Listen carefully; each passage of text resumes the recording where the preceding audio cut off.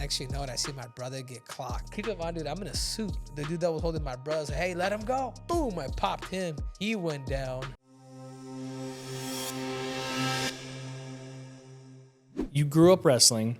You grew up just dominating in that art. Yeah. What was your first exposure to mixed martial arts?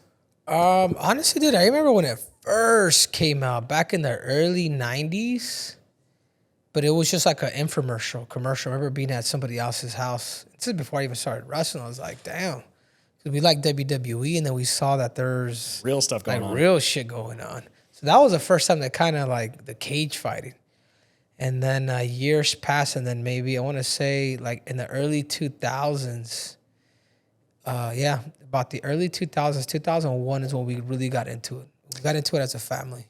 Oh, cool. Yeah, we got into it as a family. Brothers. We would go to a Blockbuster. I think it was either Blockbuster or Hollywood Video, and we would get the DVDs. We would get the tapes.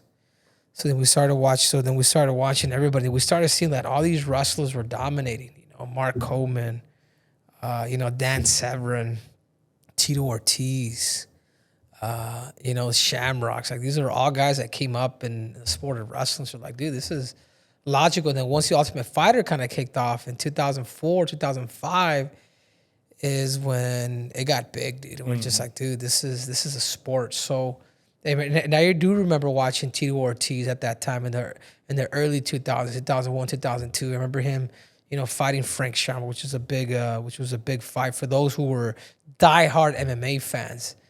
And when he fought Vitor Belfort on ESPN, I believe it was. Like it was cool. So I was able to keep up with the sports since then, and haven't lost in contact now. And then obviously, becoming champ myself. You won the Olympic gold in wrestling in 2008. Mm-hmm. Did you know that you would want to pursue MMA afterwards? Yeah, 100%. It was just logical. I was a fan. I wanted to do it. People wanted to, I was even thinking about training for the Olympics. I've already kind of started to box a little bit, but I couldn't do that. I had to give all my attention to the sport of wrestling. Was it challenging transitioning from wrestling to MMA? I think the most difficult transition is just finding the right team and the right people, man. Finding like the right teachers, because you really do have to understand the concept of the game. Because if you don't understand the concept of the game and you just go and you just, oh shit, I want to get hit. It's like, understand the game first and see if somebody could teach you the game and then go in there. But I think a lot of people are anxious. Like, yeah, I just want to fight. I want to throw a right hand. It's like, hey, dude, you get popped, you can get a concussion. It's not the same. So I feel like that's the biggest thing. And obviously fighting for the first time and those nerves, they're just different. You're like, dude, okay, now I'm fighting. There's no shin pads. There's no headgear. And I never fought amateur, so I went straight pro. And yeah, that's how it is. Who would you say would be a coach you can contribute to helping teach you that through that transition? Probably Captain Eric, I think. But I think more than anything is really understanding the different bases. Understanding boxing first, not even getting into mixed martial arts first. Because I boxed for 3 years, prior to jumping into MMA. So I was able to really kind of develop good hands and things like that. Fought amateur boxing, went through that little circuit, did a bunch of smokers, did a bunch of rounds at the gym with guys that would come in and match you up. So, well, this kind of goes right into that is, you're a wrestler. You're obviously best in the world, gold medalist wrestler, but you won your first 4 pro MMA fights by first round knockout. Is that right? Yeah, watch out. How did it feel realizing you possessed that power when you were already so dominant as a wrestler? Obviously, I think there's levels to it. So I think as a fighter, especially when you're Olympic gold medalist coming in, like they're not gonna give you a shark, not yet. So, and I think we knew that. Like the UFC, they wanted to sign me like off of being 0-0. But I wanted to be at least 6-0 before I made that transition. So we did our best to find the right matchups too. You know what I'm saying? To develop the skills, to feel comfortable in there. And then once you get to the UFC, within 4 fights, I was already fighting for the title. So very different path than Yeah. No, I was, I was given the silver platter, I guess you could say. What was the most nervous you had been for a fight, and who was it against? Probably against Marlon Moraes, dude, maybe. I'm going up a weight division against a dude that knocks people out cold. In his last 3 fights, he knocked everybody out in the first round. That's nerve. Yeah, including Aljamain. And I'm going up a weight division. He's a big 35er. So when I did that, it was that was just like, oh shit, I'm going up against a dude that's bigger than me. I'm going up on your weight class. So I think that's one fight where I'm just like, but nerve, one fight that I'm just like, all right, man, you got to be cautious now, bro. Like that was it. You know what I'm saying? So that's the fight that I could honestly say. I've been hearing some new untold street fights from some of our guests. Do you have any street fights growing up? I saw that. I just saw one with Tito. Yeah. Where he fought those 3 skinheads. I'm like, golly, Tito.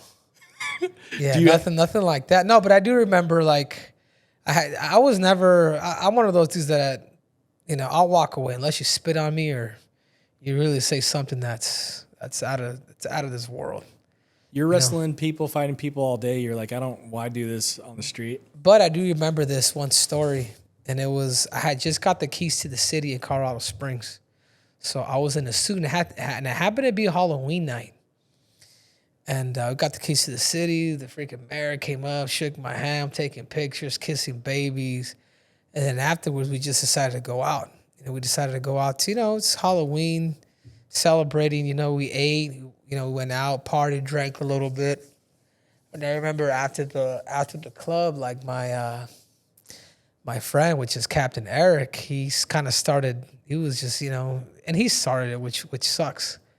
But he started kind of, he said something about somebody's costume. And these Mexican cats from Pueblo, Colorado, they were going to just let somebody tell them something. And I'm just like, hey, guys, relax. But think about it, too, man. This is like in Halloween, bro. Like Halloween, everybody's out. Everybody's dressed in costume. A guy in a Cheeto costume. A guy that you know what I'm saying? Just think about just think about all these characters outside and next you know it. Yeah, drinking. And the next you know, my brother says something, too. Everybody's just, they got their, I guess they're super drunk. So they know, they think they're He-Man. And then next you know it, I see my brother get clocked by 2 dudes, like get sucker punch. Boom. And then the other one, boom, sticks him on that other side. Keep in mind, dude, I'm in a suit. And I'm just like, all right, dude, I was planning on walking away, just leaving or letting these dudes handle it. But now that since my brother got hit, like if I don't know you and I just started boxing, like I'm going to hit you. So then I just started going to people that I didn't know that were in there kind of fighting, and then boom. I was literally freaking dropping people with my hands, dude. The lady was like, man, they were just going down. Yeah. I was just going at people, and the dude that was holding my brother was like, hey, let him go. It's like, if you don't let him go, I'm sticking you. Boom, I popped him. He went down. And, it was probably like maybe a 2-3 minute ordeal where it was me and a bunch of other guys from the Olympic Training Center, and there's people on the floor, bro.